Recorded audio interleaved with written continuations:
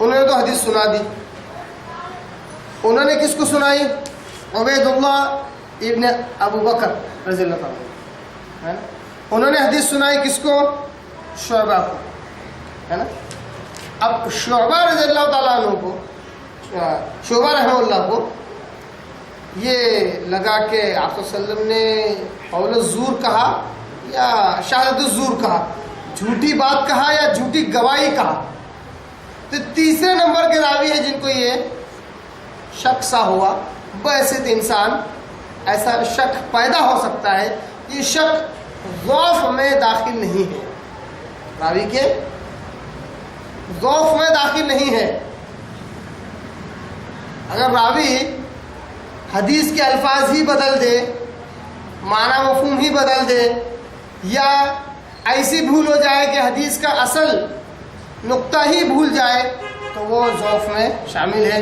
مگر جس راوی کا یہاں ذکر ہو رہا ہے ان کے ضابطے میں، ان کے قوی حافظے میں کوئی خلل نہیں ہے، اس لیے ان کا اس قسم کا شکوک و شبہات کا اظہار کرنا یہ حدیث پر اور حدیث کے متن پر کوئی اثر نہیں ڈالتا.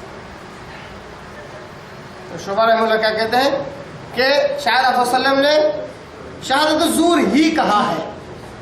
اب اگر غور کریں تو معلوم ہوتا ہے کہ ہمارے پاس 3 حدیثیں آئی صحیح بخاری کی.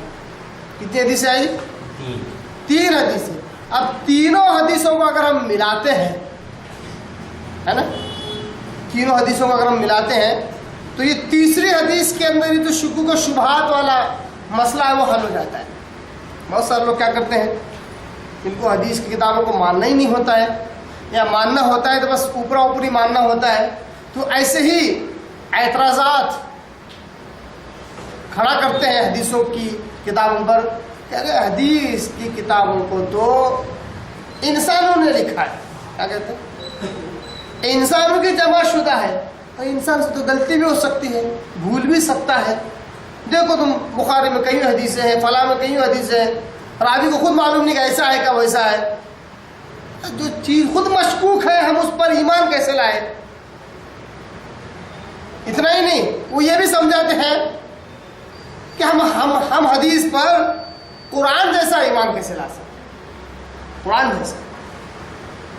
اب ان کا یہ جو اعتراض ہے یہ صرف اپنی جگہ پر ہے، اس میں کوئی اثر نہیں، اس میں کوئی دم نہیں. اس لیے کہ اگر آپ غور کریں تو معلوم ہوتا ہے کہ فقیہ الامت امام بخاری رحمہ اللہ جس انداز سے باب باندھتے ہیں اور جس انداز سے حدیثیں لے کر آتے ہیں، اللہ اکبر، اتنی جامعیت، اتنی مضبوطی آ جاتی ہے اس باب میں کہ جو غور کرے گا اس کو اس کی گہرائی معلوم ہوگی.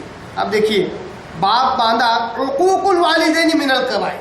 دیکھیے ذرا انداز دیکھیے، ان کا دماغ دیکھیے، ان کی صلاحیت دیکھیے، اللہ نے جو ان کو توفیق دی.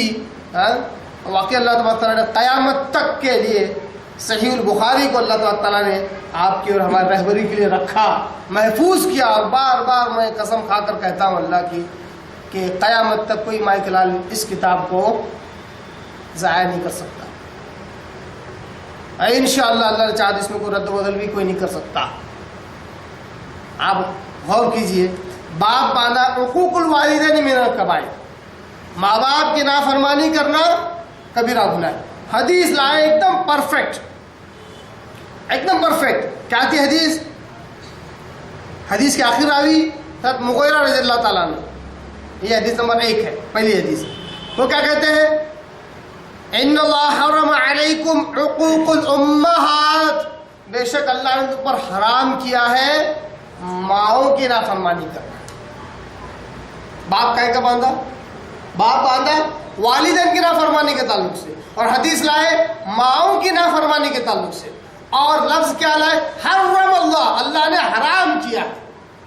وہ ہے کہ جس اعتبار سے باپ باندھا گیا وہ باپ پہلی حدیث سے ثابت ہو چکا. نہ صرف ثابت ہوا بلکہ تفضل کے ساتھ ثابت ہوا. تفضل کیا ہے اس میں؟ ماں باپ میں سب سے زیادہ اہمیت کس کی ہے؟ 3 درجے بڑھ کر کس کی اہمیت ہے؟ ماں کی. تو سب سے پہلے ماں کی نافرمانی کو حرام قرار دیتے ہوئے پہلی حدیث لے کر آئے. باپ ثابت ہو چکا ہے. کہ ماں باپ میں داخل ہے اور سب سے زیادہ اہمیت ماں کی ہے، تو باپ تو ثابت ہو چکا تھا، مگر باپ میں چونکہ والدین کا لفظ ہے نا، والدین کا لفظ ہے، اس لیے دوسری حدیث میں لے کر آئے۔ دوسری حدیث کے جو آخری راوی ہیں حضرت ابو بکر رضی اللہ تعالیٰ عنہ، کیا کہتے ہیں؟ آپ صلی اللہ علیہ وسلم کہتے ہیں الا انبئکم باکبر الکبائر۔ ان دونوں حدیثوں کو ذرا سا ملائیے آپ، دوسری اور تیسرے نمبر کی، بہت اچھے سے بہت سارے اشکالات حل ہو جائیں گے۔ حدیث کی ابتدا کیسے ہو رہی ہے؟ الا، اے لوگوں غور سے سنو، کان کھول کر سنو، انبئکم باکبر الکبائر، کیا میں تمہیں کبیرہ گناہوں کی فہرست بتلاؤں؟ کیا میں تمہیں کبیرہ گناہ سے آگاہ نہ کروں، متنبہ نہ کروں؟